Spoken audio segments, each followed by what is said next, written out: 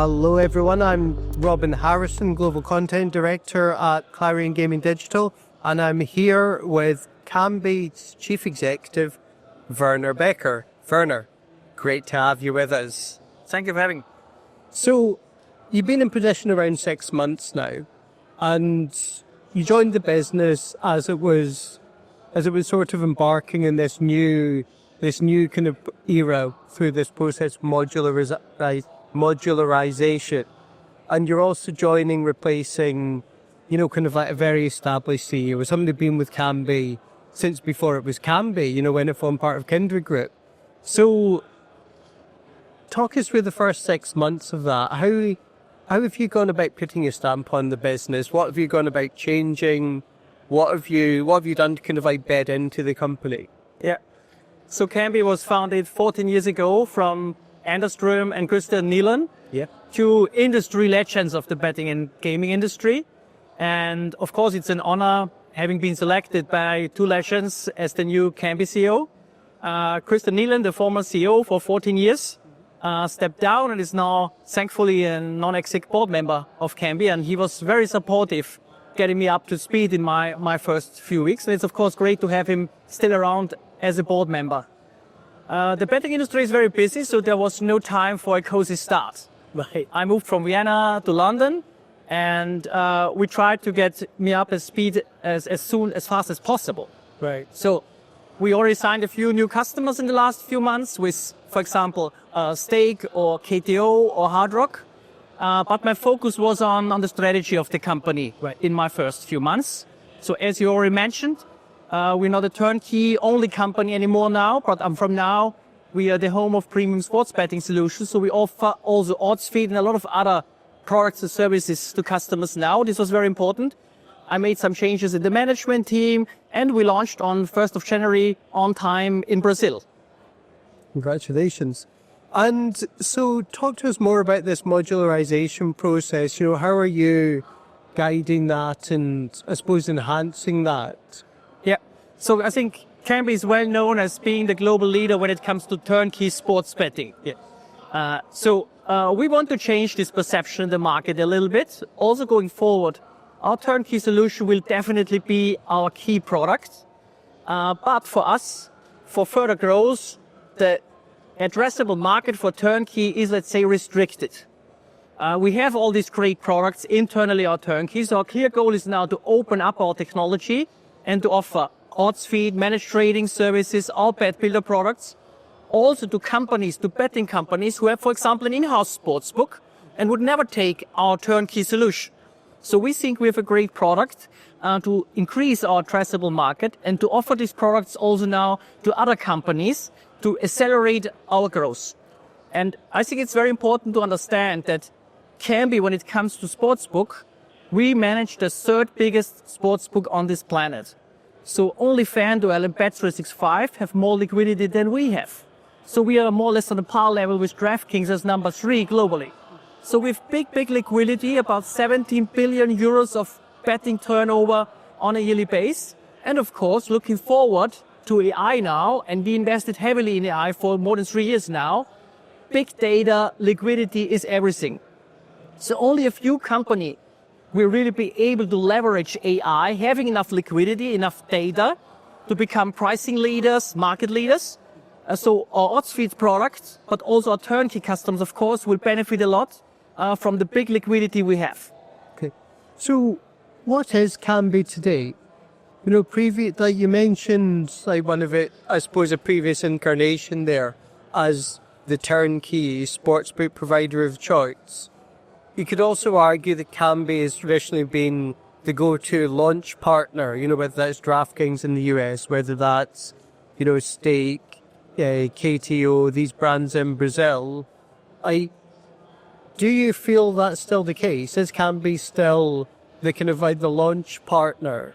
Yeah, definitely. So we're the leading turnkey sportsbook supplier and we will stay there, right? So, but in addition to offer only turnkeys, which is more or less a binary business. So either a company takes your sportsbook and more or less outsources everything to you when it comes to pricing, trading, right?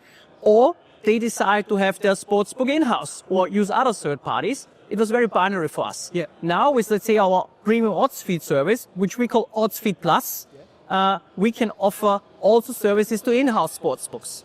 And we call it Odds Feed Plus because it's not a normal standard odds feed.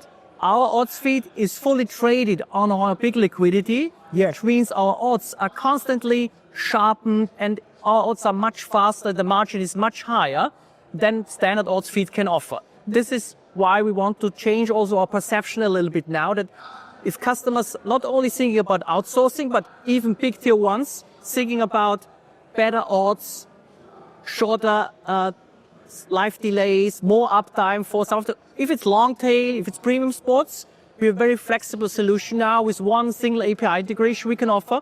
I think our products are more important now for even the big ones than they have been only for turkeys in the past. That's interesting because I suppose that allows for a much greater kind of like diversity of partners, because one of the things that you've commented on since taking over was Kambi was previously perhaps too reliant on a small number of partners. So do you feel that through this modularization strategy, that really takes away that issue? It kind of allows you to have, the tier, like it could be a tier one turnkey, it could be a tier one odds feed plus partnership. Yeah. So we're a public listed company.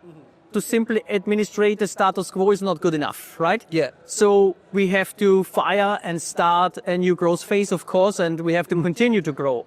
Why diversity of our customer base is very important. We have 40 plus customers today, and we want to increase these customers by about 10 per year. Kambi is a premium supplier, so we do not offer mass market products with low quality. So our goal is definitely not to have hundreds of customers in a few years, because we will fully focus on, let's say, a premium product, a high quality product out there. But with turnkey, with new markets like South America, Brazil now, but also Africa and Asia coming up, with California and Texas soon to be regulated also in the US, we see also for turnkey a lot of growth potential. But also with our new modular products, of course, we see a lot of potential for additional growth, offering these specific services to more customers now. Okay. And then I'm keen to ask about client retention. So I suppose there was this period in the industry where you saw a number of operators like to bring technology in-house. And it was always the case that Kambi, often kind of a very strong argument in favor of, could have like using third-party technology. And arguably what we've seen in the market does suggest that there's a lot of prudence to that. But I mean, do you feel that a degree of churn with the client base is always going to be quite inevitable? Yeah. So I don't know a lot of businesses without any churn. So I think also at Kambi we have to accept some churn, right? Yes, we lost some customers. They did some strategic decisions to insource technology. I think it was a nice investor story for them. If it's for their investors also a good financial and commercial case, I don't know, and I do not want to comment on it.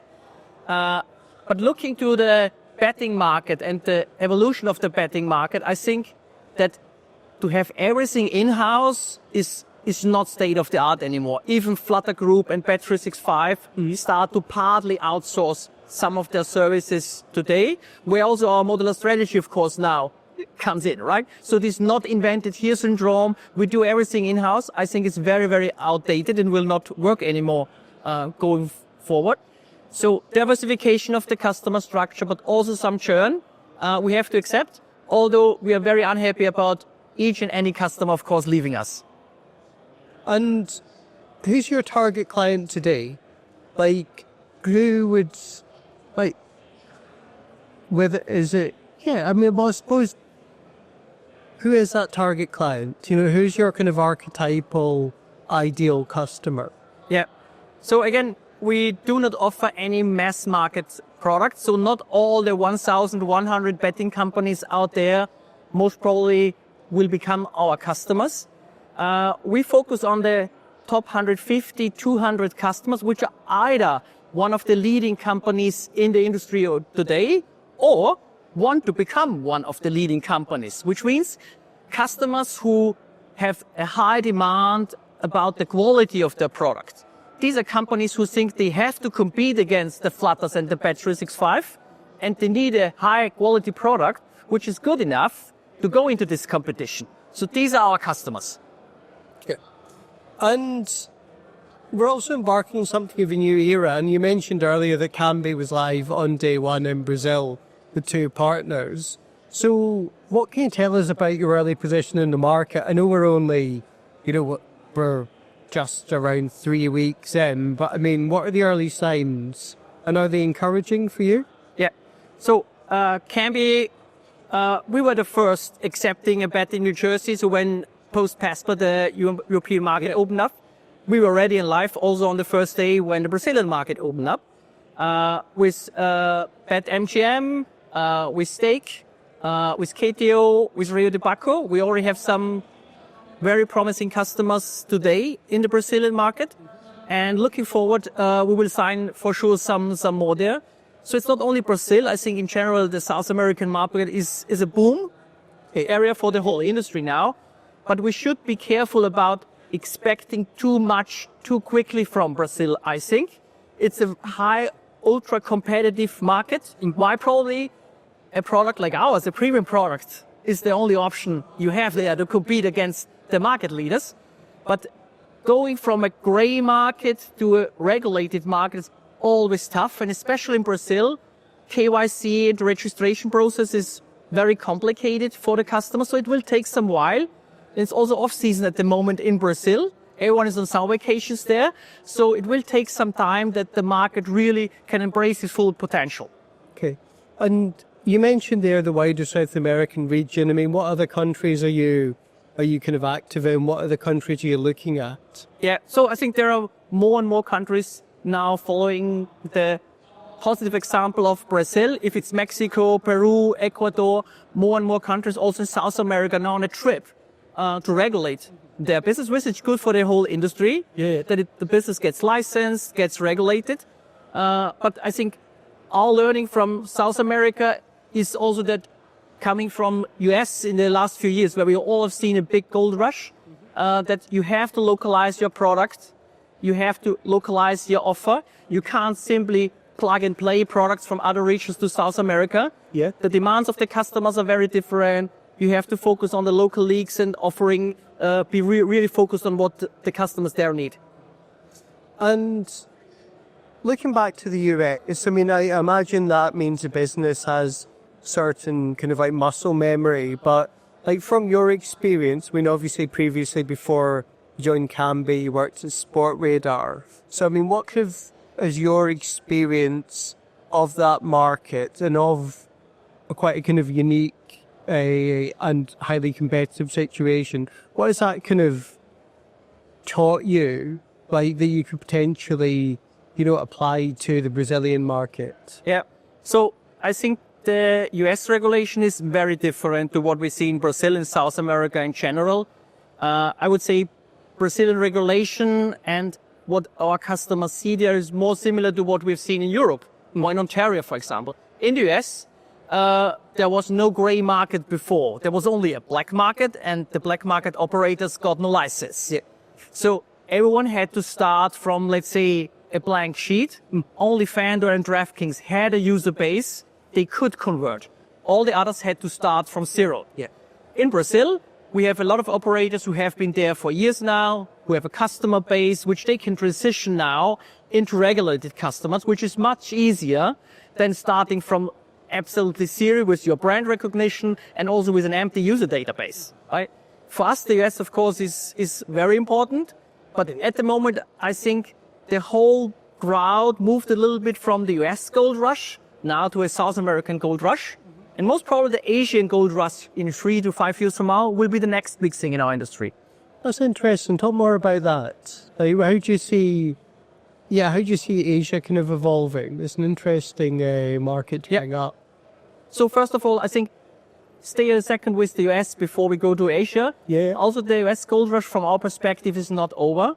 Yes, it's over for a lot of European operators. Yeah. But for us, it's still 50% of our revenues coming from the US. And with California, Oklahoma, Texas to be regulated, there's much more for us to come. And now also with our modular services, where we not only will work with our customers in the US, we have today on turnkey going forward, but also with others. For us, there's a lot more potential for continued growth. Asia, I think, again, will be the next big thing. And in our industry, right, there was the regulation in Europe. Now there was the US gold rush. Now everyone is in South America. Everyone now is already looking to Japan, to India, Thailand, some other jurisdictions in Asia. Everyone tries to get his foot on the ground already now to do some best stuff. Probably Africa is also a sleeping giant. Some are there already, but most of the European big operators, US operators, are still not there. So there's a lot more potential for regulation coming up and to regulate, to license in our business. And as you know, Kambi is very strong in regulated markets. So for us, there is a big untapped addressable market going for the next 5 to 10 years. Fantastic. So, Werner, congratulations on your role. Very best of luck, and thank you for joining us today. Thank you for having me. Thanks so much.